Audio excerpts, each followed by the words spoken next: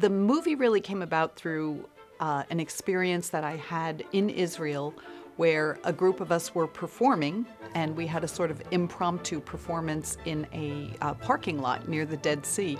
And someone turned on some music, and an entire school full of kids and everyone in the parking lot all started dancing together.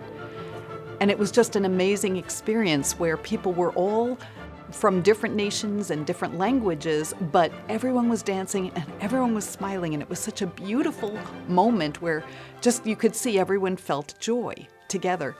And at that moment I thought, this is how the world should be. And this, if we could give this experience to people, it could really transform how people look at each other and how people look at our world. Over the next 12 years, I began to find ways that we could actually create this experience for people through film. And the first thing I felt was we needed one piece of music that could be universal, could be expressed by people in all different countries.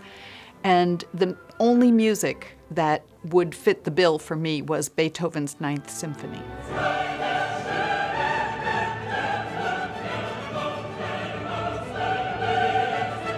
Beethoven's Ninth Symphony, as you know, is a symphony that is all about mankind. A la mention. It's about joy. And it's also about the incredible way that we all can become brothers.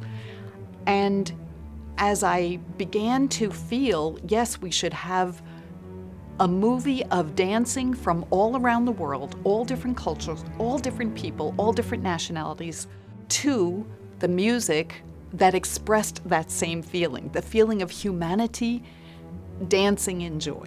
This idea wouldn't leave me. It just kept pushing me. The first thing that we had to do was to be able to get the rights to use the music.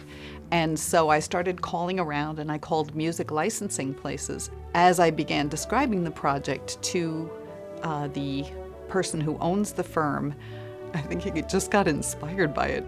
And from that moment, it was like, okay, I guess I'm making the movie. I began talking to various people and saying, here's the concept, here's my idea. And right away, miracles started happening. We started meeting people who would just say, I'm in. And we would meet people who would present us with solutions to issues, that we would have in creating the movie. And it was everything. It was from the types of dancers we could get, the way we could do the travel. Actually, we contacted every embassy in Washington, D.C., 200 countries. We put the invitation out to dance groups and through all kinds of organizations and people and networks. And then we went through a process asking them to show us their dance. And then we took parts of the symphony and we matched similar types of sounds from the symphony to the traditional music and the traditional tempo that they used in their dance.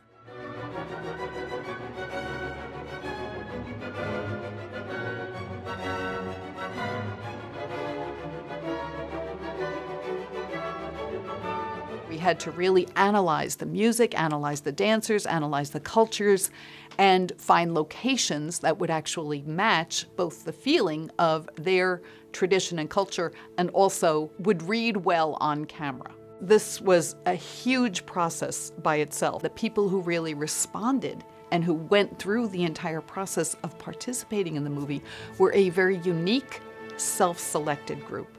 They were basically people who cared very deeply about their own traditions and about the purpose for their dance. And they had some kind of a vision for the world. They had some kind of a vision for humanity. We had anthropologists involved. We had people involved who were dancing specifically for peace. And these were the type of people who were attracted to the project.